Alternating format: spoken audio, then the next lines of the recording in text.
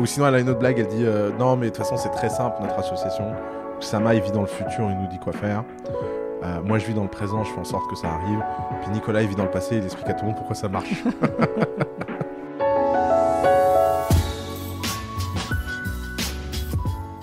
Bienvenue dans Take Off, un podcast où je pars à la rencontre des femmes et des hommes qui sont à l'origine des plus belles startups françaises.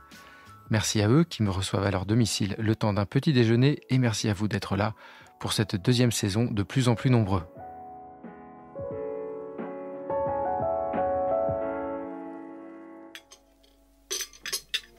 Il ne reste plus que quelques minutes avant qu'Oussama Ammar ne me reçoive chez lui. Le cofondateur de The Family tranche dans le paysage policé de la French Tech et j'attends avec impatience de pouvoir converser avec lui des sujets qui l'animent. L'ambition, la diversité mais aussi les méthodes de croissance. Il est toujours sur la brèche. Je suis Guillaume Brégeras, journaliste aux Échos et je vous invite à me rejoindre pour cette conversation brute et d'une franchise rare. Ça va, merci de me recevoir effectivement à Londres. Ça n'a pas été simple de venir mais on y est arrivé. Et moi, je commence toujours ce podcast par le rituel matinal. Donc toi, tu es un grand voyageur. Donc est-ce que tu arrives à avoir un rituel matinal ? Non, j'ai pas de rituel matinal. La plupart du temps, mon rituel matinal, c'est la panique. Parce que j'ai pas entendu mon réveil. Je suis pas coiffé, je m'habille et je pars en courant. On a un petit rituel matinal le dimanche, qui est une journée... qui est une journée sacrée pour moi le dimanche. Je travaille pas. C'est ce jour où... T'y arrives ? Ouais, mais très bien. C'est vraiment, j'ai pas de téléphone. Les seules exceptions, c'est quand on fait des events de family de temps en temps le week-end. Mais c'est assez rare. On a un onboarding toutes les 8 semaines. Et dans ce cas-là, je prends le lundi off. Parce que j'ai remarqué qu'en fait, la journée de récupération était hyper essentielle au rythme. C'est comme quand tu cours un marathon, quoi. Il y a un moment, tu peux pas... Et donc voilà, mais le dimanche, en général, on brunch, mais on se lève à midi. Donc, Ça ressemble à quoi alors un dimanche ? Un dimanche, bon, en général, c'est toujours la même chose. On se lève assez tard, on regarde des séries le matin, on va en général se faire un bon resto avec ma femme, soit seul, soit avec des amis, et l'après-midi, on lit et on regarde des films le soir. C'est vraiment très, très, très slow mode. Très slow mode. Et tu arrives à imposer ça aussi à tes entrepreneurs, ceux que tu suis, parce qu'ils sont dans un mode plutôt en général... Alors, c'est un conseil que je leur donne. Ils me croient pas quand je leur dis que je fais ça. C'est toujours machin. Après, il y a une époque, je le faisais pas. J'ai survécu. Il faut... je pense qu'en fait, faut pas sous-estimer à quel point l'équilibre vient dans le temps, en fait. Tu peux pas... quand t'as 20 ans, tu démarres... T'es stressé. Moi, je suis resté de 20 à 25 ans, j'ai pas pris une journée de vacances. J'en suis pas mort. Enfin, vraiment. Ouais. Maintenant, je prends un mois tous les ans. Puis c'est aussi ça. Dans la vie, tu fais des choses pour réussir. Et puis quand tu réussis, t'as un peu plus de liberté. Et puis c'est normal, en fait. C'est pas. Je pense pas. Il y a ce mythe des gens successful qui travaillent encore plus qu'avant. La plupart des gens successful que je connais, ils travaillent quand même beaucoup moins que quand ils étaient pas successful, quoi. Donc c'est normal. Dieu merci. Sinon, pourquoi faire tout ça, en fait Si tu peux pas partir 3 semaines en vacances là où tu veux, autant arrêter, quoi, en fait. C'était déjà arrivé le lundi matin, tu rallumes le portable, panique à bord. Si, plein de fois. C'est d'ailleurs, j'ai même une histoire très concrète à te raconter, marrante. Il y a eu un article pas très sympa sur moi dans le journal du dimanche. Il y a pile poil 1 an. Et évidemment, comme mon téléphone était éteint, je l'ai su que le lundi matin. Et c'est marrant parce que quand j'ai ouvert mon téléphone, il y avait, je sais pas, 400 messages. Qu'est-ce qui se passe ? T'es où ? Etc. Et je pense que beaucoup de gens ont interprété en plus ma non-réponse comme c'est la panique à bord, c'est la fin du monde. Il s'est jeté d'une falaise. En plus, l'article était en pleine page du journal du dimanche. L'entrepreneur qui a arnaqué Macron, quoi, pauvre Macron, quoi. Et en fait, ce que tu apprends dans ce genre de moment, c'est que l'avoir appris en live, ça n'aurait rien changé. Que de toute façon, les gens qui veulent penser que t'es foutu, ils le pensent quand même, que tu répondes ou pas. Et qu'on avait... En plus, c'était un très très beau dimanche. On était à Rome. On a mangé des glaces. Et franchement, pour rien au monde, J'aurais changé ça, quoi. Donc j'étais content de le découvrir le lundi matin, quoi. On y reviendra peut-être à ce moment-là, mais comme tu l'évoques, on peut en parler aussi tout de suite. Mais ce qui m'intéresse, c'est surtout de savoir si, donc il y a un an, tu as eu quelques démêlés judiciaires. Démêlés judiciaires, voilà. Merci. Et donc forcément quelques articles de presse également qui le mentionnaient. Et dont aux échos, on en a fait évidemment l'écho, mais surtout ce qui m'intéresse, c'est de savoir comment tu gères cette période-là. C'est-à-dire qu'à un moment donné, tu dois sentir que ça frétille sous tes pieds, quoi. Et donc, est-ce que tu crois que les choses peuvent s'arrêter clairement ou pas ? Alors, ça, c'est amusant parce qu'en fait, alors, c'est évidemment très traumatisant. Je ne vais pas faire semblant. C'est un truc, d'un seul coup, en fait, tu deviens le centre de l'attention d'une façon assez étrange. Et avec un phénomène téléphone arabe délirant. Hein. J'ai été condamné pour une fausse facture à 5 000 € il y a 10 ans. Bon, j'ai beau me dire que c'est pas bien, etc. J'ai quand même du mal à m'excuser, quoi. J'ai du mal à me dire oh mon Dieu. Alors j'ai fait une bêtise, évidemment. Tout le monde fait des bêtises, mais je pense pas que ça méritait ce traitement. Et alors, ce qui est amusant, c'est l'espèce de cassure que ça crée entre l'interne et l'externe. Puisqu'en fait, dans l'interne, tout le monde était au courant de cette histoire. Ça faisait 7 ans qu'elle nous pourrissait la vie, qu'elle revenait de temps en temps, etc. Mais elle n'avait jamais intéressé personne, en fait, cette histoire. À chaque fois que les gens se renseignaient sur l'histoire, ils étaient là, mais qu'est-ce que c'est que ce truc ? On dirait un divorce un divorce de couple. Qu'est-ce que c'est que ce truc ? Et puis là, d'un seul coup, elle prend. Donc l'interne n'est pas genre en mode on découvre quelque chose sur le boss qu'on savait pas. En plus, moi, j'ai toujours une politique très transparente sur mes erreurs passées, donc il n'y avait pas de problème. Et l'extérieur, et surtout l'extérieur qui te connaît pas, qui d'un seul coup s'intéresse à toi. Et alors, étonnamment, en bien et en mal. Par exemple, énormément de gens m'ont écrit en me disant je te connais pas, t'as l'air génial, viens, on prend un déjeuner. Tu dis mais je comprends pas trop le concept. Ouais, mais moi aussi j'ai eu des articles comme ça sur moi. Bienvenue au club. Bienvenue au club. Il y a une sorte de club. Tu vas passer le dernier rituel. Des mecs qui se sont fait déchirer dans la presse. J'ai eu des textos d'amitié invraisemblables de gens très célèbres, etc. Et puis, et la deuxième chose, c'est qu'en plus, nous, c'était en pleine levée de fonds que c'est arrivé, avec des gens très sérieux, etc., qui ont compris ça pas du tout à la légère. Hein. Enfin, ils se sont dit, mais attends, sur quelle planète on est ? Et ce qui était très drôle, c'était la diligence de leur enquête. C'est-à-dire que eux, plutôt que d'écouter ce qui se disait, etc., ils ont dit, bon, bah, très bien, prenons les éléments judiciaires, prenons les éléments de contexte, appelons tous les gens de l'époque, faisons notre enquête, embauchons une agence qui s'appelle Kroll, qui fait des enquêtes privées, machin, embauchons un détective, bâtissons notre dossier, bon, bah, on pense qu'il n'y a rien, on fait l'investissement. Et en fait, c'était assez amusant parce que l'investissement a eu lieu en plein milieu de l'affaire, en fait. On n'avait pas trop envie de l'annoncer, etc. Et donc, il y avait une sorte, au contraire, en fait, jamais The Family n'avait eu autant de moyens. Et The Family était annoncé comme mort par tout le monde. Et en fait, ce décalage, ça t'apprend aussi, en fait, à quel point ton interne est beaucoup plus important que ton externe. Sur le long terme, Ouais. Si ton interne, il est solide, si les gens avec qui tu travailles t'aiment, si les gens avec qui tu travailles te font confiance, bah en fait, de temps en temps, le vent peut souffler. Ça a pris une tournure hyper personnelle. L'article de l'Express sur moi, moi, je me connaîtrais pas, je lirais cet article, je me dirais, mais j'ai pas envie de connaître ce mec. Dieu merci, personne lit l'Express, hein, donc c'est pas vraiment vu.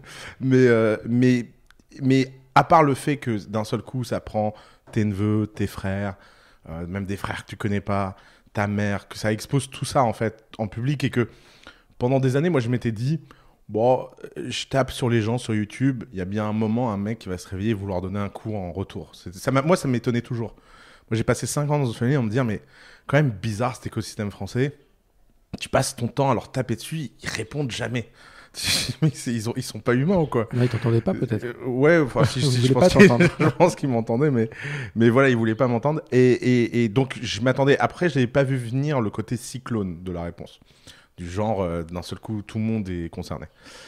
Mais pareil, ta famille, tout ça, en fait, bah oui, tu vois, j'ai un de mes petits neveux qui m'a dit, bon, de toute façon, on a un tonton célèbre, faut bien qu'il y ait ça nous apporte plein d'avantages. Il m'a dit, franchement, c'est cool, c'est classe, bah il fallait bien que ça ait un peu de downside. Hein. Je me suis dit, bon, bah bonne philosophie de vie. C'est le principe de l'échange équivalent. Tout ce que tu mets d'un côté, tu le reprends de l'autre. Et donc voilà. Donc pas de... Non, aucun moment. En fait, grâce à l'interne, aucun moment où je me suis dit, ça va, c'est fini, quoi. Peut-être au moment... Parce que même, un des trucs que les gens comprennent pas sur le business model de The Family, c'est que même si les gens n'avaient pas investi, même si LGT s'était retiré, etc., on est une société d'investissement, on est une société de service. C'est très facile de couper les coûts et de vivre sur nos revenus, en fait. C'est pas... The Family perd de l'argent parce qu'on a envie de perdre de l'argent. Et que, en fait, les pertes qu'on fait, ce qui compte, nous, le ratio business, c'est de se dire, cette année, on a pris 5% gratuitement dans X startup. Ces 5% valent Y. Et les pertes qu'on a fait, Y divisé par les pertes, est-ce que c'est un bon retour sur investissement? Parce que si on était un fonds d'investissement, on donnerait de l'argent en boîte pour avoir ses parts. Et les ratios de The Family sont hors marché. C'est-à-dire que personne ne pourrait avoir l'efficacité capitalistique qu'on a en donnant l'argent directement aux gens. Et parce que c'est la thèse de The Family, je pense qu'il vaut mieux que The Family dépense 50 000 € pour avoir un graphiste qui est partagé par 10 boîtes que de donner 5 000 € par boîte à 10 boîtes pour acheter un graphiste. Notre graphiste va être meilleur, il va être plus éduqué, il va être mieux formé que ce que chaque entreprise individuellement pourrait prendre. Et ce modèle-là, tu l'as imaginé quand? À quel moment, tu te souviens? Très organiquement. Alors, il y a deux choses. La première chose, c'est que j'ai toujours, depuis aussi longtemps que je me souvienne, j'ai toujours eu envie de faire une villa Médicis. J'ai visité la villa Médicis, j'avais 14 ans. Et le concept je m'en souviens très bien, quand on m'a expliqué qu'il y avait une maison magnifique dans laquelle des artistes venaient pour faire de l'art librement, c'était mon rêve. Quand j'avais 16 ans, avec un ami qui s'appelle Pierre Guingamp, on était obsédés par l'abbaye de Thélème. Dans Gargantua, l'abbaye de Thélème, c'est un lieu que Gargantua a créé, imaginaire, dont la devise est « Fais ce qu'il te plaît ». Et dans cette abbaye, les gens peuvent se consacrer à l'art, à la science, etc., parce que l'infrastructure et l'intendance tournent. Et donc, si tu veux, c'était un thème récurrent dans ma vie, en fait. The Family, quand j'ai créé The Family, c'était vraiment une pure extension de moi, en fait. Et donc, 10 fois dans ma vie, j'ai essayé de créer The Family. Quand j'étais au lycée, on était une bande de copains, on allait dans des parcs, parce qu'on n'avait pas d'argent dans des parcs. On se réunissait tous les mercredis, on passait la barrière du parc la nuit, on faisait des feux sur la plage et on se racontait des histoires. C'était où? À Tours. J'ai grandi à Tours, ouais. C'est sur les bords de Loire. Le nombre de fêtes qu'on a fait clandestinement sur les bords de Loire. Quand j'étais en prépa, tous les samedis, dans ma chambre, il y avait une vie. Je m'étais arrangé avec le gardien de l'internat pour avoir le droit de faire entrer des gens extérieurs. Et donc tous les samedis, si tu veux, c'était une espèce de villa Médicis un peu improbable.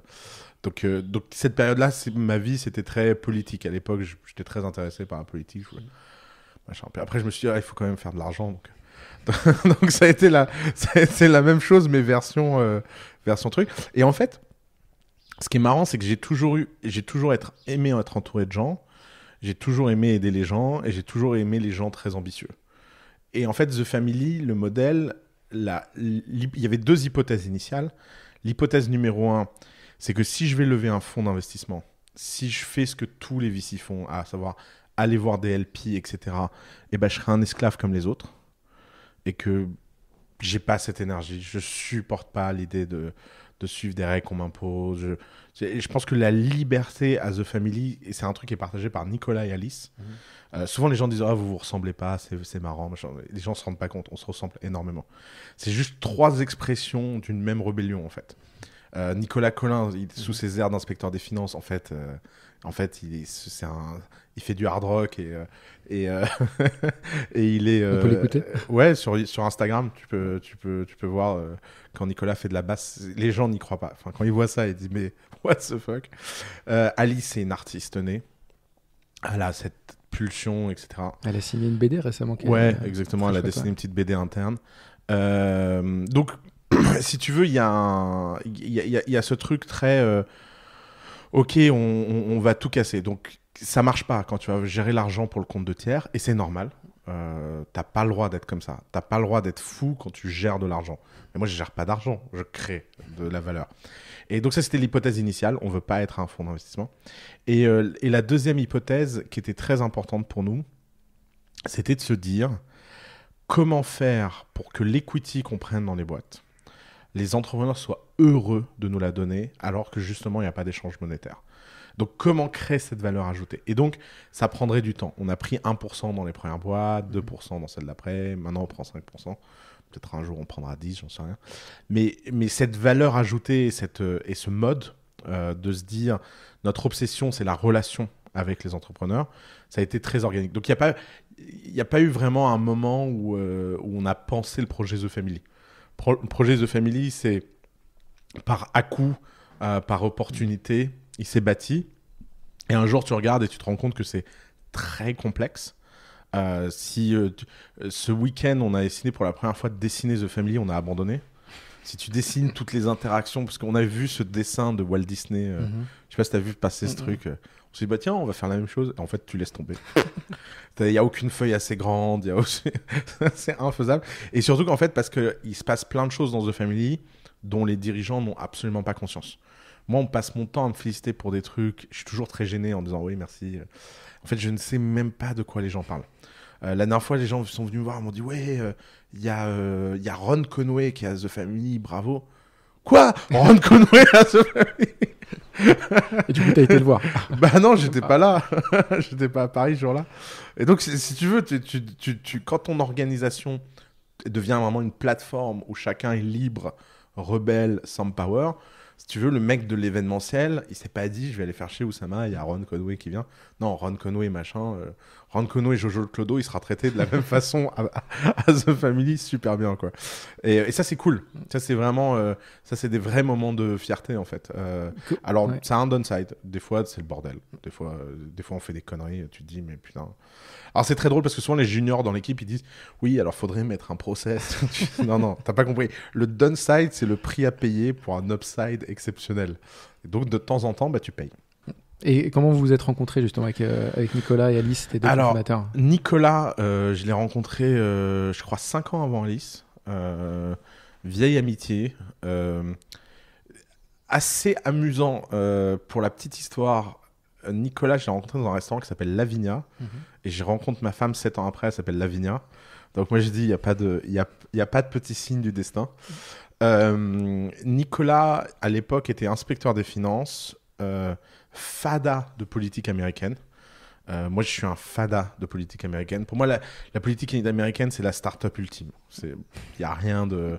Il y a beaucoup d'argent. Il n'y a aucune start-up qui scale de zéro à prendre un pays en si peu de temps à une échelle pareille, quoi. Enfin, ils lèvent des milliards. Ils ont des organisations opérationnelles délirantes. Enfin, c'est faut le voir pour le croire. Et donc, lui et moi, on était fada de politique américaine. Et moi, j'ai toujours aimé faire des pronostics d'élection. C'est un truc qui me fascine, les pronostics d'élection. Alors, un truc très arrogant que j'aime bien dire, je n'ai jamais perdu une seule pronostic. Et en fait, un des moments clés de notre amitié avec Nicolas, c'est que je lui ai annoncé que François Hollande allait gagner l'élection présidentielle française. Et à l'époque, François Hollande n'était pas encore candidat. Et il m'a dit, non mais en fait, t'es fou, toi. Il m'a expliqué tout l'amour qu'il avait pour François Hollande, qui était proche de zéro. Puis Nicolas, il est il connaît les arcanes du Parti Socialiste. Il me dit, non mais c'est pas possible, je sais pas quoi. Et je lui dis, non mais tu verras. Et puis il a gagné la primaire, DSK est tombé dans une affaire, et puis c'était avant l'affaire DSK. Bien sûr, c'était bien avant l'affaire DSK. Mais c'est pour moi, en fait, DSK dans une affaire, c'était obvious. En fait, tout ça, pour moi, était obvious parce que ce qui m'intéresse, moi, c'est les tendances plus que les... C'est-à-dire que les gens, ils vont regarder les flux, ils vont regarder les stocks. Ils vont se dire, ah, bah, le machin, il a tant de pourcents. Moi, ce qui m'intéresse, c'est pas le temps de pourcent que les gens ont, c'est combien de temps ils ont mis à construire ce pourcent, quel est le delta, et qu'est-ce que ça veut dire en termes de croissance. C'est comme une start-up, en fait. Les gens, ils regardent les startups, ils disent « Ah, ça fait que 100 000 euros de chiffre d'affaires. » Oui, mais sauf que ça les a fait en 3 semaines. Donc, en fait, il y a une courbe intéressante. Et en fait, à ce moment-là, Nicolas, il a eu une sorte de retournement. On est passé d'amis à « Je veux travailler avec toi ». Je pense que c'était une façon pour moi de gagner une légitimité. Et donc, Nicolas avait créé une première startup qui s'appelait OneX1 Connect. Qui s'est pas très bien passé, mais où il a appris plein de choses en tant qu'entrepreneur. Il était retourné à l'inspection et on passait des journées ensemble à parler. Et j'arrêtais pas de dire à Nicolas, écoute, je sais pas ce que je vais faire après, mais si je fais quelque chose, c'est avec toi. Donc ça, c'était Nicolas. Et Alice, elle était au camping, qui était l'accélérateur du Nouma. Ouais. Et elle avait créé le camping, et c'était la fondatrice du camping. Et en fait, elle m'avait envoyé un email en me disant, voilà, Silicon Sentier possède le Nouma, qui possède le camping. Déjà, moi, je me disais dans l'email, mais oula, c'est... Quelle chaîne. Et elle m'avait dit, voilà, on adore... on a une startup qui s'appelle OneFit qui t'adore, parce que je les avais aidés à aller en Californie. À l'époque, je vivais en Californie. Ils ont dit tellement de bien de toi, j'aimerais beaucoup que tu viennes et que tu donnes des conseils aux entrepreneurs. Et puis moi j'étais là, oula, voilà, j'ai fait ce que je sais faire dans ce genre de moment, j'ai pas répondu à l'email. C'est un truc. Et puis elle a envoyé un deuxième email, un troisième email, un 10e email, un 20e email, un 30e email. Et puis à un moment, des années plus tard, j'ai rencontré la mère d'Alice qui m'a dit que quand elle était petite, on l'appelait la scie, parce que tant qu'elle avait pas ce qu'elle voulait, elle continuait à scier. Je dis, ah ben je vous confirme. Et en fait, à un tel point en fait que je me suis dit, mais en fait, elle est doudingue, en fait, cette nana. Et puis, un jour, je suis à une soirée à Paris et je vois Alice à la soirée.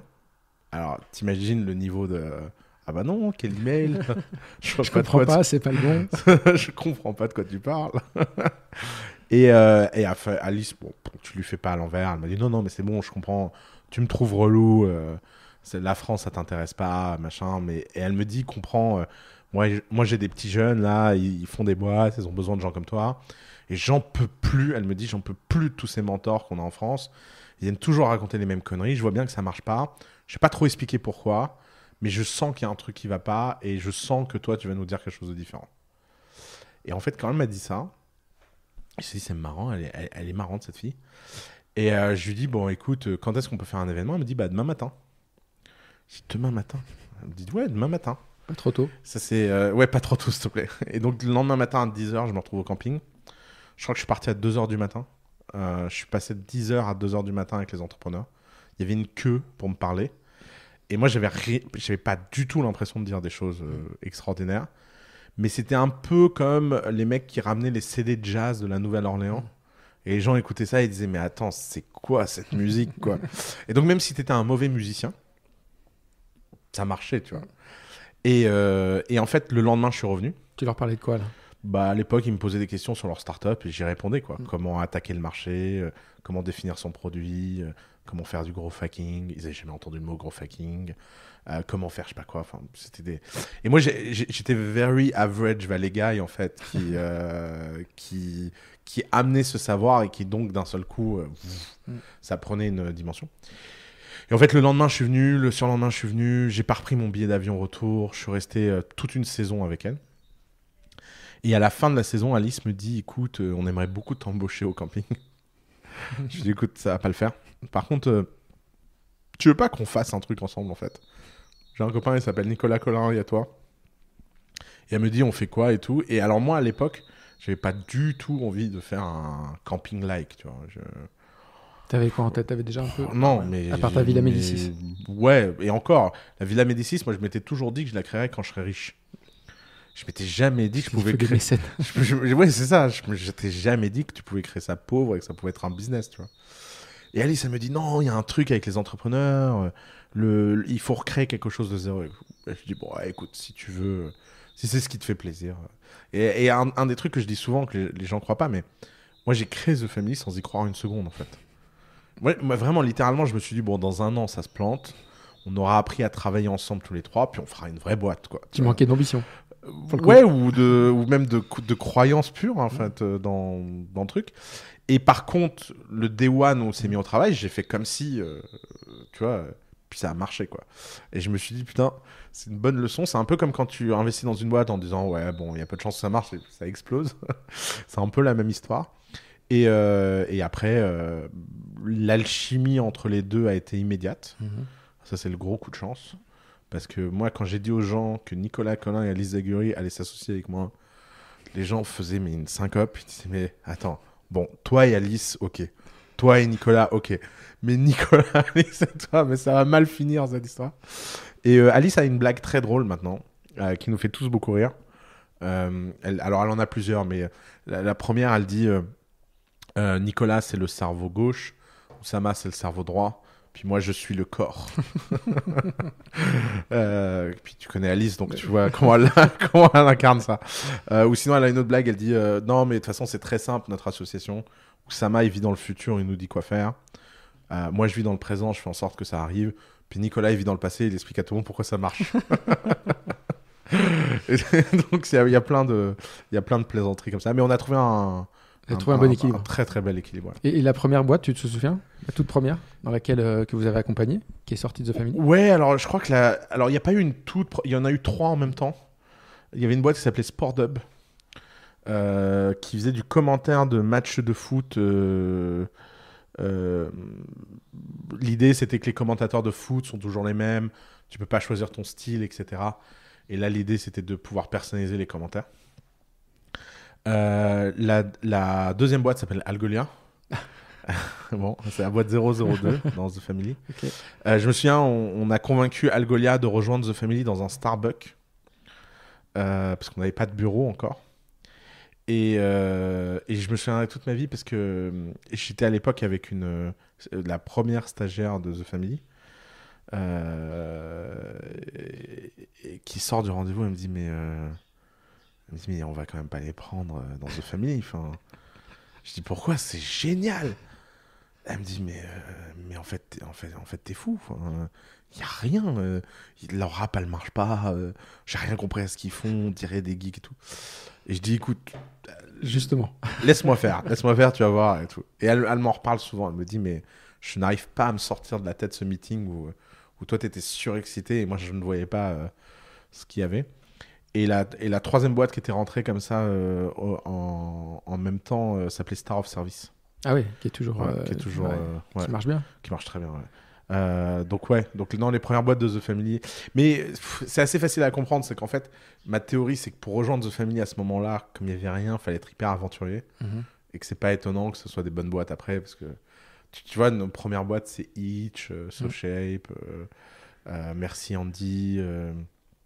c'est quand même des boîtes d'une sacrée génération, quoi. Mais t'as pas peur justement quand en s'installant tout ça, t'as du mal à générer de ce genre de... M'en parle pas. Tu sais que c'est notre c'est notre plus grande angoisse. On a 2 angoisses permanentes. La première angoisse, c'est que les gens nous mettent de plus en plus sur un piédestal et la relation avec les entrepreneurs est de plus en plus dure quand ils rentrent. Parce qu'en fait, nous, notre but le plus vite possible, c'est qu'on soit à égalité. Je crois pas aux relations de mentoring. Je crois pas aux relations de Oussama sur sa montagne qui donne des conseils aux entrepreneurs. Si l'entrepreneur ne rentre pas à The Family, il met tout de suite sur un pied d'égalité. Ça veut dire quoi un pied d'égalité? Ça veut dire des fois il m'écoute, des fois il m'écoute pas. Des fois il me met en cause, des fois il me met pas en cause. Mais il a cette relation active avec ce que je lui dis. Parce que si moi je dois commencer à réfléchir en me disant j'ai une responsabilité dans ce que je dis, je suis plus libre. Tu vois, la responsabilité, c'est anti-libertaire. Et si je suis pas libre de pouvoir lui dire des trucs très cons, mais je vais pas être libre de lui dire des trucs très bien. Et donc, il faut des gens qui soient hyperactifs. On a une collection interne assez amusante. Alors, on essaie de trouver des petits rituels. Par exemple, un des petits rituels maintenant, c'est quand un entrepreneur rentre dans The Family, il rencontre 3-4 entrepreneurs qui lui disent les 3 conseils les plus débiles qu'Oussama m'ait jamais donnés. Tu vois, comme ça. C'est quoi le top 3? Je sais plus, mais c'est des trucs marrants. Genre, un jour, à un moment, j'étais persuadé que Itch devait dépenser des centaines d'euros en acquisition. Et Dieu merci, ils ne l'ont pas fait, parce que s'ils l'avaient fait, ils seraient morts. Mais je sais plus. À l'époque, ça me paraissait bien comme raisonnement. Je sais même plus pourquoi j'ai dit ça, en fait. Et en fait, ils sont sortis du rendez-vous. Ils se sont dit, non, mais jamais on va faire ça. Je crois que le deuxième qui donne en exemple, c'est à un moment, je sais pas pourquoi, de temps en temps, moi j'ai des lubies. Je me lève le matin, j'ai une lubie. Et alors, la lubie du moment, à un moment, c'est que j'étais persuadé que je sais plus quelle plateforme obscure allait exploser. Et je voulais que tout le monde switch sur cette plateforme. Évidemment, cette plateforme n'a jamais explosé. Je saurais même pas trop dire le nom de la plateforme. En fait, c'est un truc du genre, un truc de programmation, de machin, je sais pas quoi. Puis tout le monde était là, mais qu'est-ce qu'il raconte? Mais en fait, il est pas bien ce garçon, quoi. Et ça a duré 2 semaines, tu vois. Mais pendant ces 2 semaines, heureusement que personne m'a écouté. Je crois que le truc est mort 3 mois après. Et le euh, troisième conseil, un peu à côté de la plaque que j'ai donné, c'est un conseil de pricing. Euh, un des trucs qui marche super bien à The Family, c'est de doubler le pricing des gens. Mhm. Et c'est un peu un mécanisme avec Balthazar, on a ce jeu assez marrant, on rentre dans une pièce avec un entrepreneur, on lui dit double ton prix, puis il est paniqué, et il le fait pas, et puis il finit par le faire, et il voit qu'il vend plus qu'avant, tu vois. Et c'est un truc que les gens se rendent pas compte, en fait, à quel point se dévaloriser et tout. Mais en fait, le problème, c'est quand un truc est déjà très cher, si tu doubles le prix, c'est débile. Et une fois, on a fait doubler le prix à un mec qui était déjà en fait trop cher. Et alors là, lui, il a perdu tous ses clients. Et on s'est dit, bah tiens, c'est marrant, franchement, il faut que tu baisses tes prix, quoi. Et les mecs, vous vous foutez de ma gueule. Je le savais. J'ai dit, mais maintenant, on en est sûr. Mais tu vois, des fois aussi, faire des trucs débiles, ça te permet en fait de créer. En fait, les gens, les gens sont très, très, très fiers de leur raisonnable. Et ils aiment bien se dire, moi, je suis intelligent, je suis quelqu'un de raisonnable, je suis quelqu'un de, tu vois, de. Mais ça produit rien en fait. Tu peux pas. Les startups sont tellement contre-intuitives que la seule chose que tu as à faire dans la journée, c'est d'être complètement con. Si tu es suffisamment con suffisamment de fois, tu finis par trouver des trucs où tu te dis ah ouais en fait d'accord et tu découvres des secrets en fait. Mais les secrets ils sont jamais dans le raisonnable. Le raisonnable c'est réservé justement aux gens qui ont les moyens de l'être en fait. Faut être déjà sacrément riche pour avoir le droit d'être raisonnable. Les grands groupes, évidemment, si les grands groupes étaient dirigés comme des startups, ce serait une cata, tu vois. Pourtant l'écosystème en tout cas français produit des entrepreneurs qui viennent un peu du même moule. C'est-à-dire c'est plutôt des gens qui viennent de familles déjà un peu installées, qui ont fait des grandes écoles, donc un certain niveau de moyens. À The Family, c'est pas vrai. Ouais. Je pense qu'on a une grosse rupture entre l'écosystème BPI et l'écosystème The Family. Je pense en fait que tous les gens du microcosme français, accélérateur institutionnel, subvention, argent public, ils ont tous la même gueule. D'ailleurs, il y a un truc tout con à faire, si tu prends le trombinoscope de tous les gens qui ont reçu de l'argent dans les startups de VC traditionnels français et d'argent public français, et tu les mets sur un mur, ils ont tous le même costard, ils ont tous la même gueule, ils ont tous le même sourire. Tu fais la même chose à The Family, c'est chaud. Tu dis, mais c'est quoi ce truc? Ça a beaucoup plus l'air d'une bande de misfits. Et en fait, à The Family, on a tout. On a les meilleurs des HEC. On n'a pas juste les HEC, on a les meilleurs des HEC. On a les meilleurs des ingénieurs, mais on a aussi les meilleurs de la street. Tu penses à qui, là, par exemple? Lucas de Star of Service, c'est un bon exemple. Tu l'as déjà rencontré en physique? Non, je l'ai eu au téléphone. Le jour où tu vas le rencontrer en physique, tu vas comprendre. Tu t'attends pas du tout à ça, tu vois. D'abord, ils ont encore un peu leur accent de banlieue là, quand ils parlent. Ouais, on Courbevoie, ouais, oui, j'avais compris. Mais c'est des street smart incroyables. Star of Service, je m'en souviens très bien, c'est un très bon exemple. À l'époque, il y avait une boîte qui s'appelait Se Faire Aider en phase 2, qui avait été fait par un mec de l'écosystème français, qui maintenant d'ailleurs raconte qu'il faut manger du quinoa et arrêter de faire chier les gens avec la réussite. Tu dis, oui, bon, ok, très bien. Toi, tu as le droit de dire ça, nous, on n'a pas le droit. Mais Star of Service, tout le monde se foutait de notre gueule. Les gens disaient, mais attendez, comment vous voulez gagner face à, je sais plus comment il s'appelle, monsieur se faire aider, quoi. Je disais, mais monsieur se faire aider, il va se faire déchirer par ces mecs-là, en fait. Il va juste pas comprendre ce qui lui arrive, en fait. Donc, il y a ça.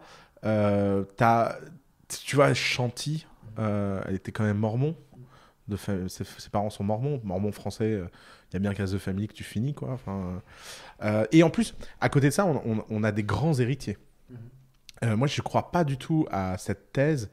En fait, il y a un truc très français qui est de dire si tu es à un endroit où il y a les rebelles, si tu fais les mecs de banlieue, tu fais que les mecs de banlieue, tu vois. Mais moi, ce qui m'intéresse à The Family, c'est que le mec de banlieue, il va rencontrer le mec qui est né dans le 6e arrondissement, qui va rencontrer le mec qui a des parents diplomates, qui va rencontrer le mec qui a des parents profs.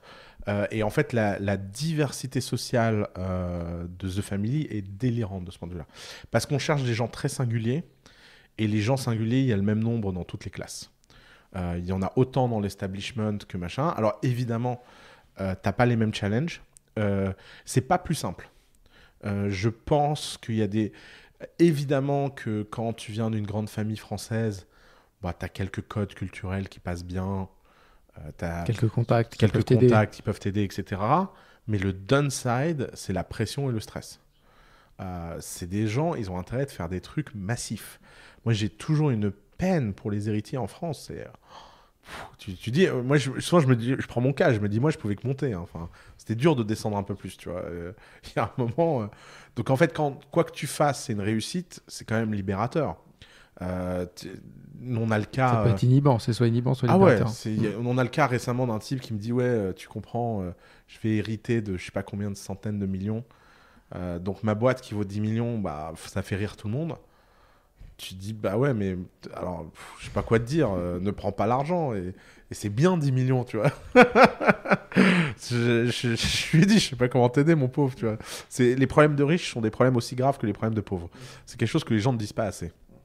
Souvent, une phrase que j'adore dire qui rend les gens complètement fous, c'est que le monde irait mieux si les pauvres avaient de l'empathie pour les riches.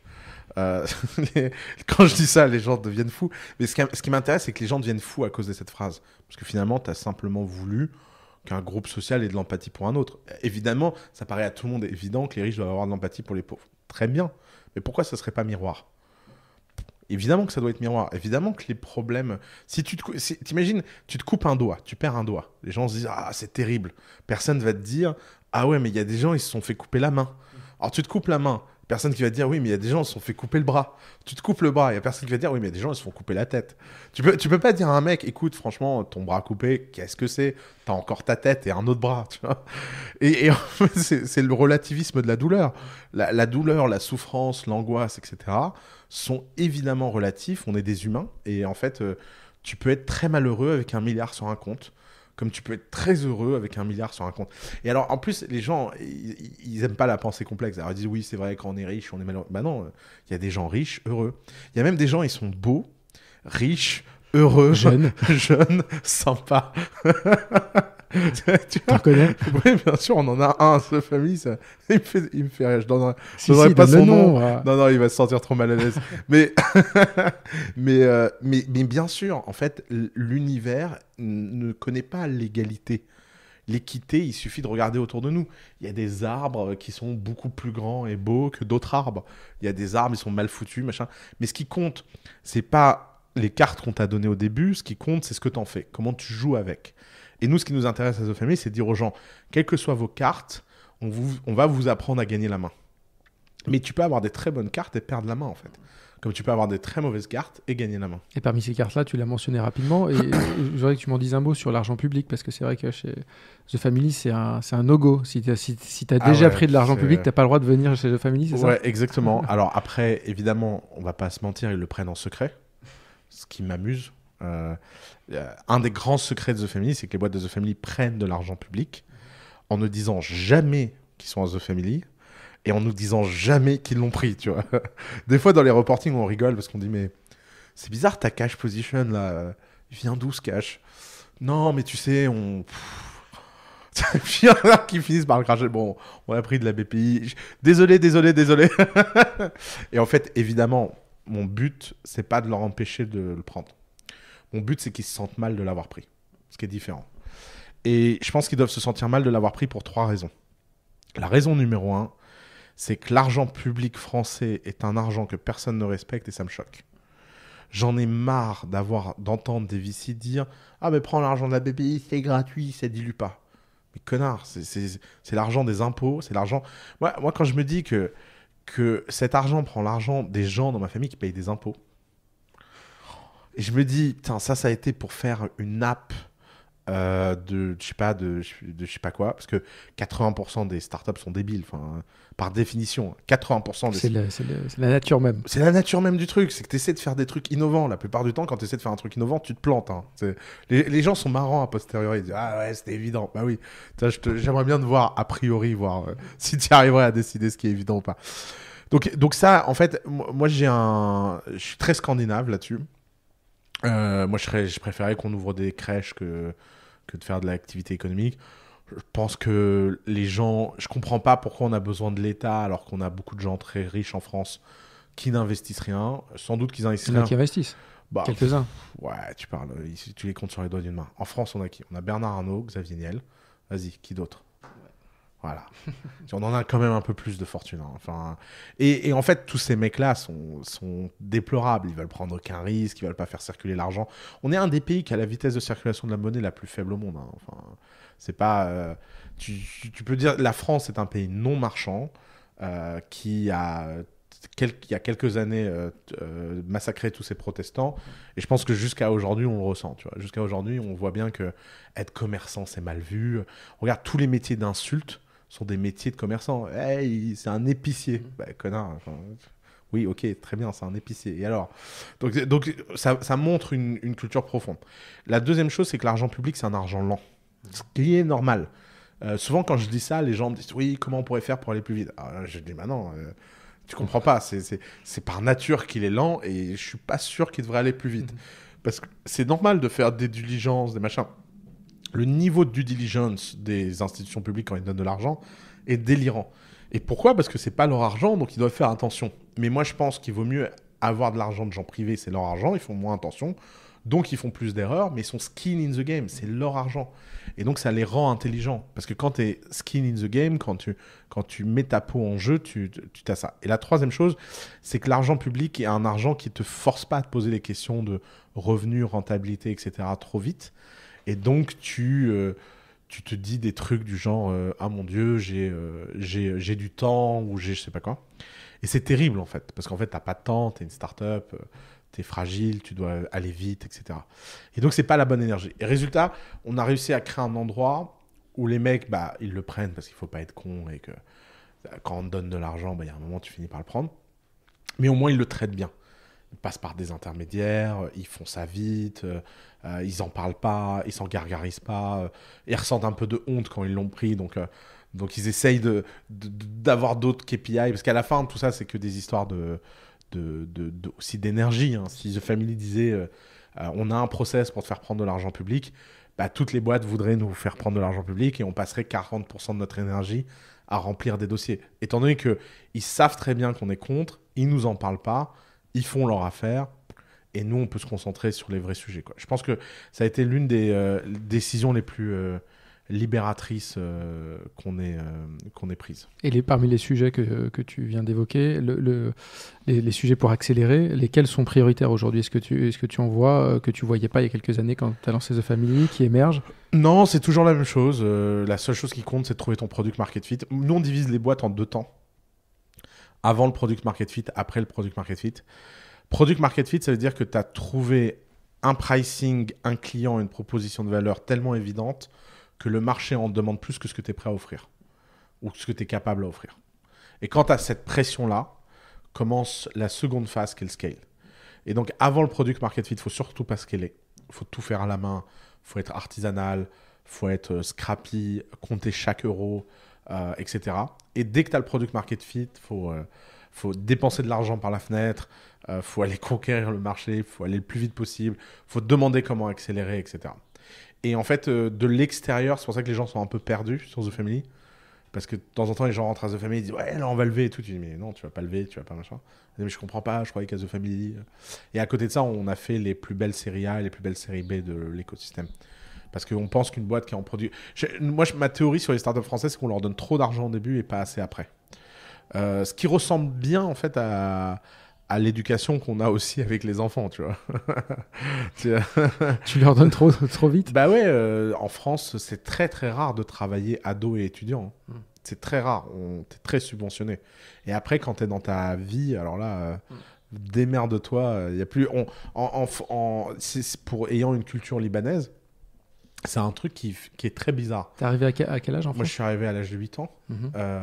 Mais même si je suis arrivé à 8 ans, en fait, les Libanais sont tellement... la culture libanaise est tellement forte qu'à la maison, t'es dans une bulle, en fait. De règles, de façon de voir le monde. J'ai tellement d'histoires ou de chocs, tu vois. Genre, mais pourquoi ça se passe comme ça? Et au Liban, gagner sa vie à 12-13 ans en faisant des trucs pour ton oncle, ton machin, tu vas gagner de l'argent, travailler quand tu es étudiant, c'est very usual. Et quand tu t'installes dans la vie, quand tu te maries, etc., tu es très supporté en fait. À un mariage libanais, tu reçois beaucoup d'argent par exemple. Alors qu'à un mariage en France, quand les gens donnent 100 balles, c'est déjà, tu vois... Tu regardes qui t'aime et qui t'aime moins. Quoi. Ouais, c'est ça. Je pense pas que l'argent que tu récoltes en France paye ton mariage. Au Liban, ça paye ton mariage, ta maison, ton installation, etc.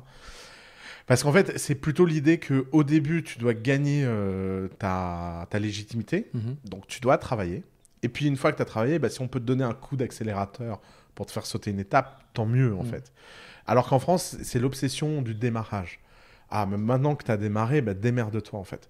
Et ça se ressent dans les accélérateurs. Tout le monde est obsédé par aider les gens à démarrer en France. Personne, tu vois, les gens nous disent, mais machin, il est plus dans The Family. Tu dis, mais qu'est-ce que tu racontes? Les gens ne quittent jamais The Family. En fait, PFIT peut m'appeler un matin en me disant, je suis en train de recruter tel candidat, j'arrive pas à le convaincre. Est-ce que tu peux lui passer un coup de fil? Ça, c'est des choses qu'on fait, en fait. Parce qu'il y a pas de... C'est beaucoup plus important d'aider PFIT à recruter un top VP, et ça a beaucoup plus d'impact sur notre valeur en tant que groupe que d'aider machin à se rassurer et démarrer parce qu'il ne se sent pas en confiance et il hésite à quitter son emploi. Je dis, mais ok, en fait, garde ton emploi, arrête de nous emmerder et viens pas à The Family, en fait. C'est parce que les gens mettent pas le curseur au bon endroit. Et souvent parce que c'est tout ça, c'est le drame des visions sociales du truc. Souvent, moi, les gens me disent, ah, vous avez créé The Family pour changer la France. Alors tu dis, bon, alors, non, on a créé The Family pour avoir 100 boîtes en France par an qui valent le coup. C'est ça qu'on a fait. On en est loin. On en approche, mais une fois qu'on aura 100 boîtes... Alors, évidemment, si on crée 10 boîtes qui valent 100 milliards en France, il est fort probable que c'est un impact sur la France. Mais c'est pas le but. Le but, c'est les boîtes. C'est pas... Et puis, c'est une question aussi de modestie. Tous ces gens... C'est comme les startups, ils disent, oui, to make a world better place. Oui, d'accord, mais enfin... Make a World Better Place, dans le jeu vidéo entrepreneuriat, c'est le niveau 99. Quand tu as tué tous les boss d'avant, alors tu as le boss Product Market Fit, le boss Scale, le boss Management, le boss Pricing, le boss Profitabilité, le boss Politique, le boss je sais pas quoi. Et en fait, un jour, peut-être, tout ça, tu as tué tous les boss et tu as le droit de jouer au Bill Gates, quoi. Tu as le droit de... Tu te dis, bon, j'ai plus rien d'autre à faire. Mais c'est un niveau très, très rare, en fait. La plupart des entrepreneurs ne le connaissent jamais. Et si on revient 2 minutes, lorsque tu arrives en France, donc tu as 8 ans, quelle est ta vision 7 ou 8 ans, donc quelle est ta vision de la France, déjà? Et puis, qu'est-ce que tu découvres? Qu'est-ce qui te choque? Alors, c'est marrant, parce que moi, c'est un moment assez vague dans ma vie. J'ai pas beaucoup de souvenirs. D'abord, on est parti d'un endroit qui n'était pas safe et on est venu dans un endroit safe. Alors ça, c'est un grand changement. Le niveau de paranoïa... Moi, j'ai senti un niveau de tension de ma mère se tomber. Donc c'était un truc enfant, tu te dis... j'allais jouer dehors. Enfant, au Liban, ma mère avait trop peur. Tu vois, les mines, les machins. Enfin, tu entends des trucs... Je me souviens de dire, de jouer. En plus, j'ai grandi dans un HLM, dans un quartier que beaucoup de gens considéraient comme pas safe. Mais c'était vu comme... c'est le paradis sur Terre, quoi. Et l'autre truc bizarre que j'ai, c'est que moi, j'ai mis longtemps à comprendre qu'on était pauvre. Très longtemps. Parce que ma mère avait une grande maison au Liban avec... des oliviers, machin. Enfin, ma mère était... c'est la première femme à avoir eu des rideaux. Elle aime bien raconter ça. La première femme à avoir une télé au Liban, machin. Donc elle n'était pas riche, mais pour on vient d'un village dans la montagne, donc la barre, elle n'est pas très haute, tu vois.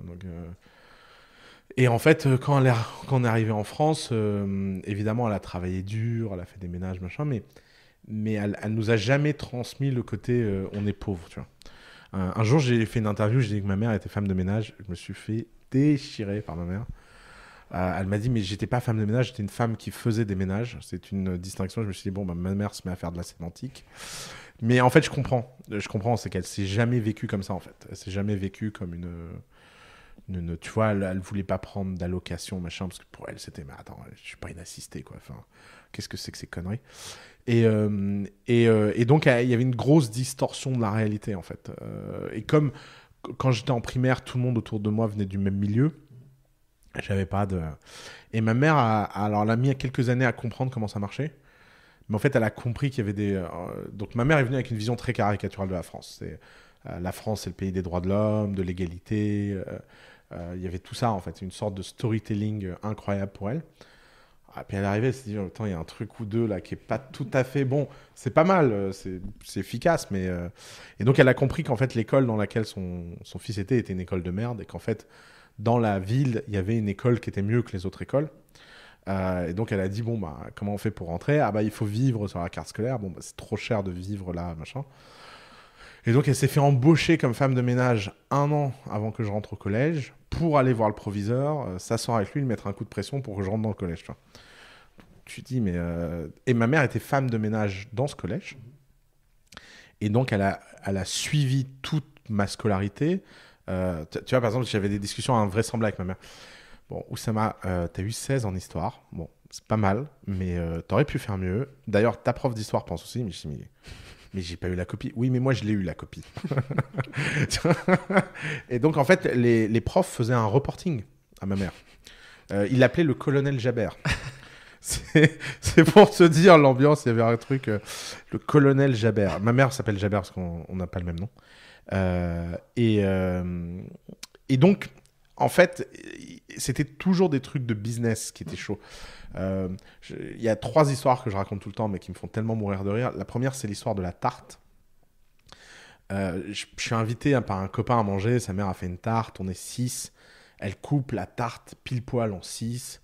Elle galère un peu parce que couper un cercle en 6, c'est pas si évident en fait. Et parce que tu as 2, 4, 8. Ah, mince, comment je fais? Et en fait, je l'ai vu galérer pour essayer d'être égal. Et moi, je comprenais pas. Et je rentre et je raconte ça à ma mère. Parce que moi, dans ma famille, si ma mère faisait une tarte, elle demandait à chacun combien il en voulait. Et puis, tu avais une forme de négo entre ceux qui veulent beaucoup de tartes, ceux qui en veulent pas beaucoup. Et d'ailleurs, ma mère, elle me dit, mais attends, si t'as pas envie de beaucoup de tartes, elle te force à manger une part de tarte. Enfin, c'était vu comme une maltraitance, en fait. Et c'est la différence entre l'équité et l'égalité. Tu vois, l'équité, bah, ça va. Il y a des gens qui mangent plus que d'autres. C'est comme ça. Moi, j'aimais beaucoup la tarte. Mais moi, j'étais toujours avec un cousin qui mangeait rien. Je prenais sa tarte. Mais ça paraissait toujours naturel, en fait. Tu vois. Et je me souviens, ma mère me dit, tu ne refais plus jamais ces chaisons. Ils sont névrosés, quoi. Pour ma mère, c'était une forme de névrose. Genre, mais ça va, il y a un enfant qui a un peu plus de tarte que l'autre. On va pas faire un drame, quoi. Qu'est-ce que c'est que cette histoire, quoi. Et la deuxième histoire, un jour, je rentre, je dis, oui, maman, il y a Jonas, il a vendu son vélo à son frère Joseph. Elle me dit, quoi? Il a vendu quelque chose à son frère? Elle dit, tu ne revois plus jamais ces gens. C'était la phrase préférée de ma mère. Parce que ma mère avait tellement peur de la mauvaise influence que son obsession, c'était de connaître tous mes copains pour savoir lesquels copains me tiraient vers le haut, lesquels copains me tiraient vers le bas. Et donc, c'était toujours des... Alors, en plus, moi, j'écoutais jamais vraiment ma mère. Donc, évidemment, j'ai continué à voir Jonas. Mais à chaque fois que Jonas et tout venait à la maison, ma mère était très rigide. Alors, Jonas, on a vendu son vélo et tout. le pauvre gosse ne comprenait pas ce qui lui arrivait. C'est qui cette folle dingue là? Et la troisième chose, c'était le niveau d'autonomie et de liberté. Moi, à 6-7 ans, ma mère, elle me laissait seule à la maison, quoi. Ça lui aurait... Alors déjà, un babysitter, elle savait pas ce que c'était. Et l'idée que je puisse me faire du mal à 6-7 ans, ça voudrait dire que son éducation, elle est ratée, quoi. Donc, moi, à 10 ans, je savais cuisiner, m'occuper de la maison... etc. Genre, dans notre famille, c'est la norme. À 12 ans, souvent je dis oui, j'ai commencé à travailler à 12 ans, vendre des trucs et tout, c'est parce qu'à 12 ans, j'avais reçu une éducation c'était une éducation autonomiste. Ma sœur, qui vivait au Canada, est tombée malade quand j'avais 14 ans. Ma mère m'a laissé 7 mois tout seul en France. Et je mentais à l'école, parce que l'école, c'est ta mère, oui, elle est pas bien. Ah, il faudrait signer tel truc. Bah, vas-y. Tu vois, je savais pas comment faire, quoi. Mais parce que je savais, moi, j'avais compris, en fait, que si j'expliquais que ma mère m'avait laissé 7 mois à la maison tout seul, c'était les services sociaux, je sais pas quoi. Et résultat, j'avais un niveau de liberté quand j'avais 15 ans, j'allais à des fêtes, je rentrais à pied la nuit. Jamais ma mère, une minute, elle s'est dit, il va se passer un truc ou il va... Pour elle, c'était, bah attends, en arabe on dit Zala, mais c'est un homme, quoi. Enfin, qu'est-ce que tu me fais chier, quoi. Et des fois, quand elle voyait mes copains, elle me disait, mais machin, là, il va bien, enfin, il est bien traité chez lui, parce que il sait même pas faire ses lacets. Enfin. Et en fait, pour elle, ça l'a choqué vachement le niveau de gaminerie ambiant, en fait. Parce qu'elle venait d'un endroit sur Terre où, en fait, bah, les enfants... ma mère, elle s'est mariée, je crois, elle avait 13 ans, 14 ans. Mais c'était normal pour elle, c'était la norme.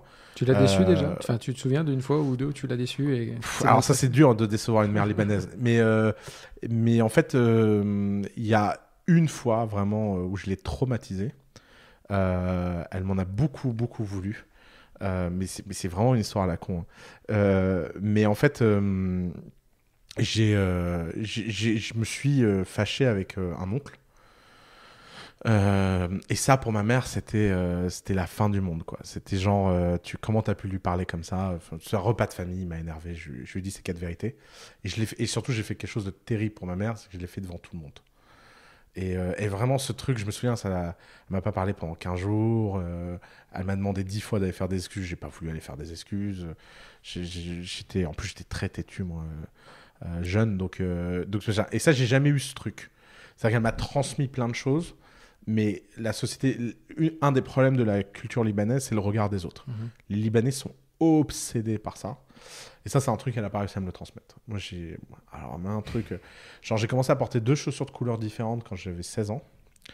Ma mère, la première fois qu'elle a vu ça, elle m'a dit « Mais tu peux pas sortir dans la rue comme ça. » J'ai le truc. J'en ai 32, je les porte toujours de la même façon. Et jusqu'à maintenant, à chaque fois ma mère me voit, elle me dit « Mais putain, quand est-ce que ça va cesser cette connerie ?» Fais-lui plaisir, Oussama.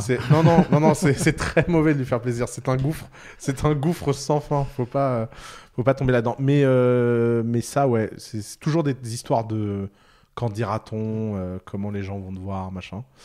Mais bon, elle a abandonné. Elle sait que maintenant, en plus, j'ai passé tellement de stades. Et si on repart sur les startups que tu accompagnes, il y en a quelques-unes que tu as mentionnées, justement, qui sont dans cette approche de ne pas forcément respecter l'ordre établi. Je pense à Hitch, tu l'as mentionné, mais il y a Doctrine aussi.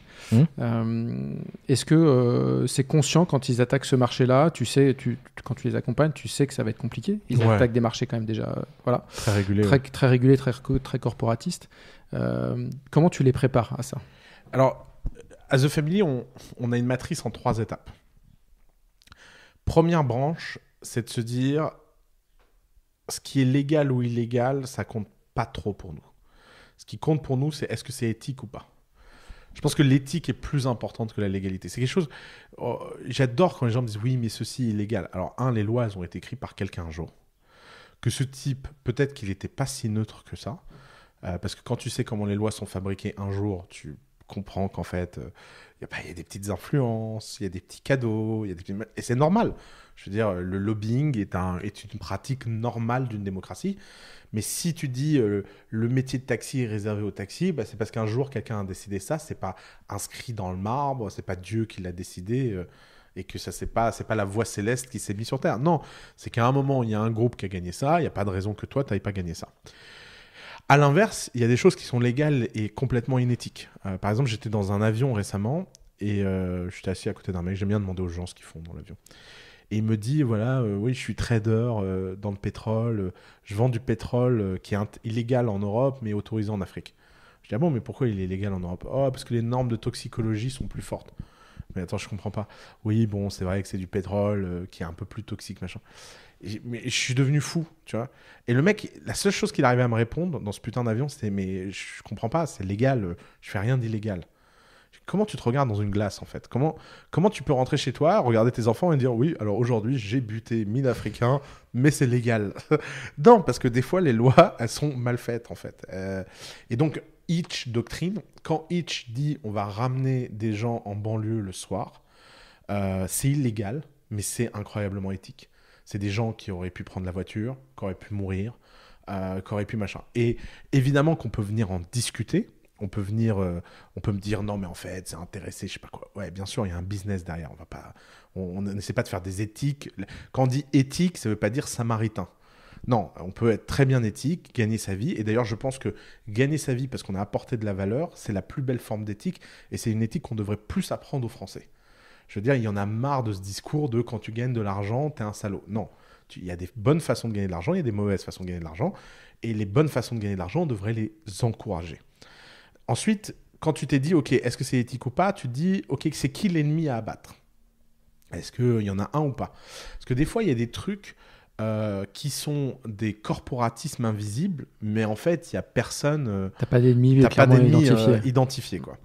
Et une fois que tu as fait cette branche-là, la troisième partie de la matrice, c'est est-ce que tu les attaques de front ou est-ce que tu fais du judo, quoi. Tu fais le petit chien tout mignon, t'attends que ça passe, et puis un jour, tu trucs. Et en fait, cette analyse stratégique, c'est, je crois, l'une des plus grosses valeurs ajoutées de The Family. C'est un des trucs où Nicolas Collin devient un instrument magique, parce que Nicolas a un cerveau pour ça. Et c'est là où moi, d'avoir passé des années à lire des biographies de guerriers antiques, ça aide, tu vois. C'est parce qu'en fait, tu vois. Et puis, tout ça est dynamique. Des fois, t'es le petit mec que tout le monde aime. Puis un jour, il s'avère qu'un truc se retourne contre toi et tu deviens l'homme à abattre, quoi. Et dans ces cas-là, c'est un peu ce qui s'est passé avec Doctrine. Et dans ce cas-là, faut être réactif, etc. La vision de The Family porte dans la société, c'est que la valeur ajoutée qu'on apporte au client est le seul élément qui compte pour savoir si c'est légitime de mener un combat ou pas. Et il y a des combats qu'on gagne, il y a des combats qu'on perd, et quand on les perd, on se réadapte. On a mené une bataille juridique sur Hitch jusqu'au procès. La justice les a condamnés, on a perdu. Je pense que cette décision de justice ne rentrera pas dans les annales de l'équité. Il suffit de la lire, hein. Quand on parle de traumatisme psychologique des chauffeurs de taxi, je dis, bon, est-ce que c'est vraiment un argument de droit, ça? Non, je pense pas. Mais bon, et après, attention, les juges sont là pour rendre des choses bien au-delà du droit aussi. C'est une affaire de société. Il faut composer avec des gens qui n'ont pas accepté ce nouveau monde, etc. C'est le rôle du politique et de la justice et tout ça de composer. Nous, on est dans notre rôle. Nous, on pousse. Quand les gens disent on arrête, on arrête. Hitch a fermé, a recréé un nouveau business model, a redémarré. Et la décision qui a été prise ce jour-là, elle a été prise en tout état de cause. Évidemment, moi, j'aurais bien voulu mener la bataille un peu plus. Les fondateurs ont dit que ça commence à être un risque personnel que nous, on n'admet plus. Ouais, fine. Et on a switché de business model et on l'a fait. Mais c'est un processus dynamique. Il n'y a pas de vérité, il n'y a pas de règles. Et il faut être prêt. Moi, quand François Hollande est venu à la télé pour dire que Hitch était illégal, ce moment-là, je me suis vraiment dit qu'on était dans le plus beau pays d'Afrique. Je me suis vraiment dit, mais franchement, mais sur quelle planète on est? Et donc, s'il y a un président... Quand tu le vois à Station F aujourd'hui? Comment? Quand tu le vois avec un bureau à Station F? Je sais pas quoi te dire, en fait. En plus, un bureau à Station F pour faire une assoce avec de l'argent public... Moi, ça fait longtemps que ces gens-là, j'ai arrêté de les... Ils n'auront que mon mépris et ils mériteront jamais plus. C'est vraiment tout ce qu'il y a de bons sentiments, de les pauvres, les riches, il faut aider. C'est dégueulasse ce truc. Mais voilà, quand tu vois qu'un président de la République se permet ça, moi je me dis qu'en tant que patron d'un incubateur, il n'y a pas d'autre chose à faire que de taper, quoi. Parce que si en fait on est dans un pays où le mec fait semblant qu'il n'y ait pas de loi, qu'il n'y ait pas un procès, que la décision n'a pas été rendue, qui condamne comme ça, genre oui, c'est illégal. Mec, on a vu 12 cabinets d'avocats sur Hitch. Il n'y en a pas un qui a réussi à rendre la même note. Pas un. Sur est-ce que Hitch était légal ou pas, tu prends les 12 meilleurs cabinets de Paris ils ont chacun une interprétation différente. Et après, les gens disent oui, c'est la loi. Mais quelle loi? En fait, tu prends les gens qui sont payés pour l'interpréter, ils ne comprennent pas. En fait, il y a plein de détails. Et le mec peut venir à la télé, au-delà de toute la séparation des pouvoirs, dire Hitch est illégal, je vais tout faire pour que le préfet l'interdise. Mais tu t'es cru où, en fait? C'est pas. On a des trucs, ça s'appelle la séparation des pouvoirs, l'autorité judiciaire, etc. Bon, après, les juges ont déchiré les fondateurs de Hitch. Bon, ça, c'est le jeu. Hein. C'est pas. Tu joues, tu perds, voilà, tu prends ta perte, tu rejoues, tu gagnes. Tu vois, c'est pas. Et en fait, je pense que les gens sous-estiment le respect qu'on a des institutions à The Family. On peut avoir cette image-là. Ouais, je pense que c'est un truc où on se trompe beaucoup sur nous. D'ailleurs, moi, souvent, je reproche aux institutions de ne pas jouer leur rôle, en fait. C'est pas de... Moi, je pense que dans un pays, chacun a son rôle. Moi, mon rôle, c'est de taper. C'est facile. Je veux faire des choses nouvelles, je tape. Leur rôle, c'est de dire, OK, bah tiens, là, il a peut-être raison de taper, il faut changer les choses. Ah là, pas question, il a tort, on va lui fermer sa gueule. Mais très bien, enfin, c'est pas, mais on peut pas faire genre, asseyons-nous autour d'une table et on va discuter raisonnablement. Ça ne marche pas, il y a trop d'intérêt en jeu.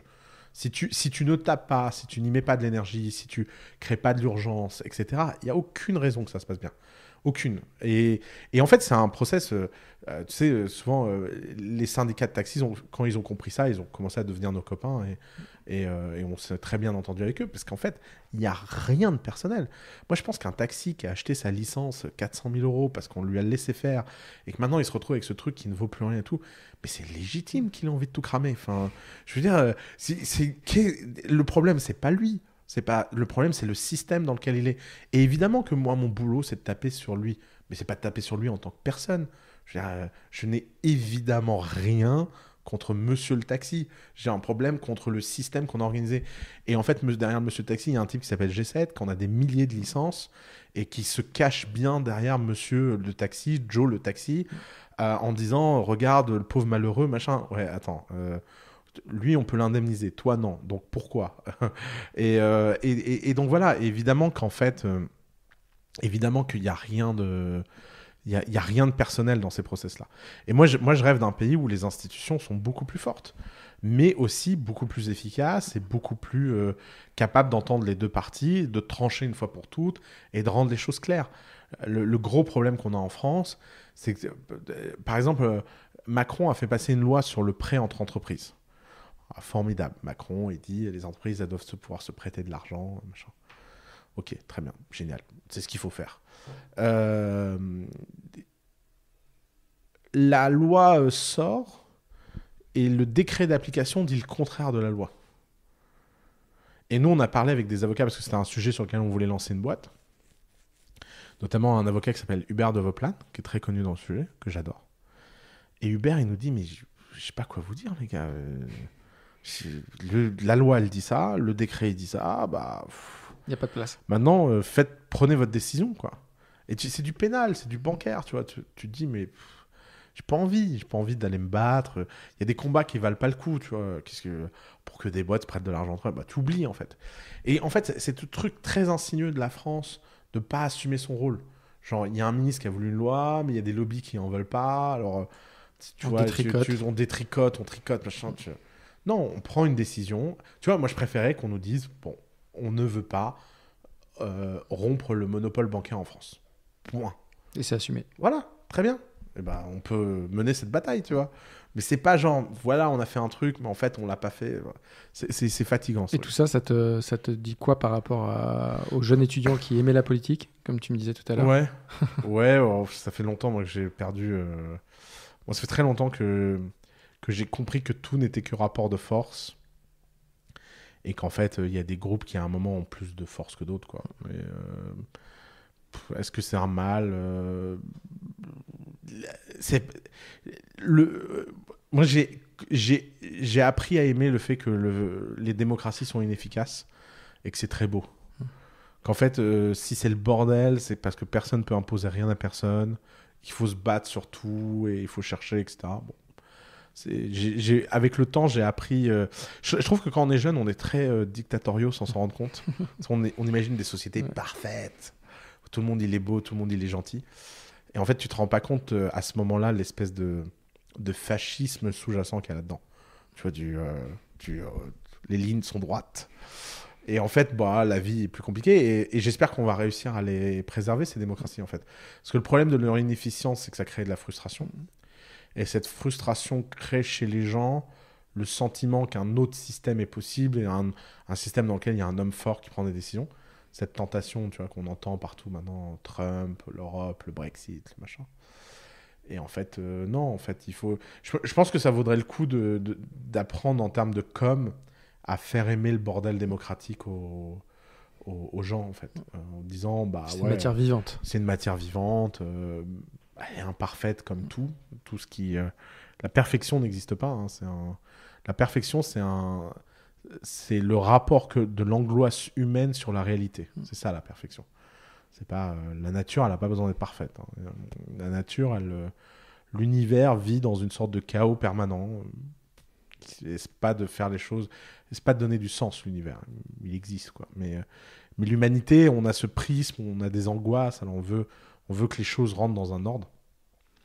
Bergson a dit une phrase que j'adore, le désordre est un ordre qu'on n'attend pas, que j'ai fait mienne il y a très longtemps. Je crois que je l'ai fait la première fois qu'on m'a dit de ranger ma chambre. Je me suis dit oui, mais non. Je pense que Bergson a dit... ma mère déjà, bien... tu l'as cité ? Ouais, je l'avais entendu dans une émission de télé. Tu sais, des trucs qu'on voyait avant la télé où il y avait des gens qui venaient parler de littérature. Ouais. Comment ça s'appelait ? Oui, Bernard Pivot, voilà. Un jour, il y avait ce type qui disait oui, Bergson a dit le désordre est un ordre qu'on n'attend pas. Et à chaque fois qu'on me disait quelque chose, je disais oui, mais Bergson, je savais même pas qui était Bergson. Hein. mais j'aimais beaucoup cette phrase. Et alors du coup, on va boucler ce podcast avec une question forcément que tu as induite en me parlant d'élection. Ton pronostic pour la prochaine présidentielle française ? Alors, il est un peu tôt, mais je pense que Macron va gagner haut la main. Je m'autorise toujours à changer mes prédictions jusqu'à 1 an avant l'élection, parce que je ne suis pas non plus Nostradamus. Tu mises de l'argent ? Ouais, je le fais systématiquement. Sinon, ça ne m'amuserait pas. Trump est quand même le président qui m'aura rapporté le plus d'argent. L'ironie jusqu'au bout. Je me suis un peu senti mal sur cet argent quand même. Il y a des limites en fait, donc j'en ai donné une grande partie à Watsi. Mais ouais, je pense que Macron va gagner. Moi, je suis très fier d'avoir voté pour lui.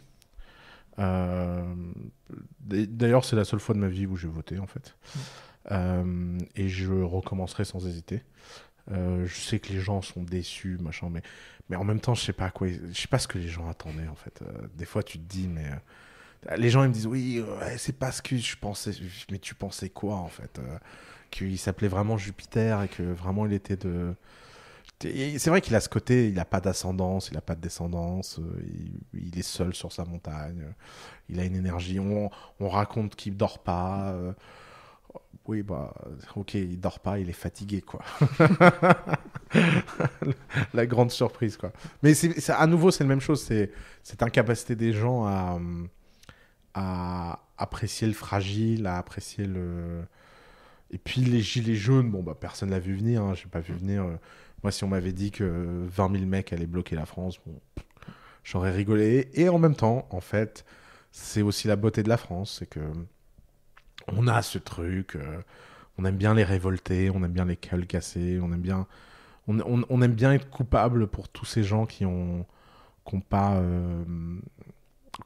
pas dans le système, mais faut faire face à la réalité de la France. Hein. La France, c'est un pays où 80% de la vitesse de la circulation de la monnaie est concentrée en Île-de-France, que les territoires sont non marchands, qui ne vivent que de transferts de richesses et d'aide sociale. Et que je pense qu'on sous-estime à quel point être marchand, c'est la façon la plus simple d'être heureux dans la vie. Marchand, c'est un truc de dopamine. C'est tout bête. Tu as un truc à vendre, tu le vends, tu as une injection de dopamine. Tu as un nouveau truc à vendre, tu le vends, tu as une injection de dopamine. Et quand tu vends quelque chose à quelqu'un qui en a besoin, tu le rends heureux. Je veux dire, on parle de la société consumériste, je sais pas quoi. Les gens sont rarement dans l'hyperconsommation. L'hyperconsommation est une maladie comme boire beaucoup de vin ou manger trop. Mais c'est pas pour ça qu'on arrête de produire du vin ou de produire de la nourriture. En fait, la plupart des gens, quand ils mangent, ils sont de bonne humeur. La plupart du temps, quand ils boivent un bon coup de vin, ils sont de bonne humeur. Et quand ils vendent quelque chose. Et je pense que... Je sais pas comment tu rends la France marchande. Je sais pas comment tu casses ce truc qui est que cette idée en France que les seules personnes qui peuvent sauver ta situation, c'est l'État. Parce qu'en fait, le pauvre Macron, bah, il n'a pas de pouvoir magique et puis il va pas créer de l'argent qui n'existe pas. Il va falloir créer de la valeur. Donc j'ai pas de réponse, j'ai pas de solution, j'ai pas de truc, mais je pense que ça va pas fondamentalement impacter.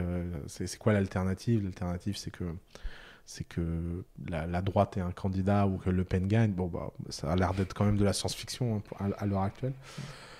Et puis sur ces histoires de gouvernement, bah, ils font ce qu'ils peuvent. Au moins, moi, ce que je vois, c'est que on a une image internationale qui, quand même, s'est améliorée. Bon, les gilets jaunes, là, on a pris cher, là, quand même. On a pris cher, mais au moins, maintenant, les gens ont compris qu'il y avait un conflit en France. Avant, les gens pensaient que la France, ce n'était que les gilets jaunes.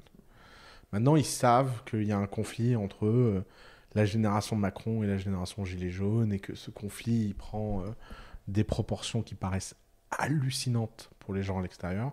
Mais au moins, ça a le mérite de placer ce combat. Et ça, c'est déjà une très grande victoire de Macron. Moi, je le vois vivant à Londres et fréquentant les milieux d'affaires internationaux. Ils ne voient plus du tout la France de la même façon. Les gilets jaunes de Macron ne sont pas vus comme ce qu'aurait été sous Hollande ou machin. Les gens se sont dit, ouais, ça c'est la France. Là, les gens se disent, ah, en fait, il y a deux France. Il y a un combat. Bon, on verra ce qui en sortira, mais on comprend qu'il y a un combat. La deuxième chose, c'est que la loi travail, c'est quand même pas mal.